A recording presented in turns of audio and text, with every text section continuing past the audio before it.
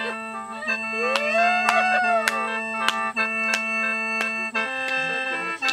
้แล้วเจ็บคอมันนี่ไม่จะกอดละบ่ได้หรอกบ่ย่าเลยโอเคแต่ยังบ่ย่า ห้านลำพองการไฟฟ้าจำหน่ายอุปกรณ์ไฟฟ้าทุกชนิดตั้งอยู่บ้านอนุสรณ์ไสเมืองปากสันแขวงบริคำไส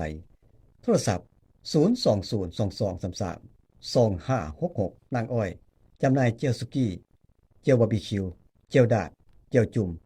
ตั้งอยู่บ้านผู้สีเมืองปากสันแขวงบริคำไสโทรศัพท์02022332228ห้านข้าวปุ้นสุขสวรรค์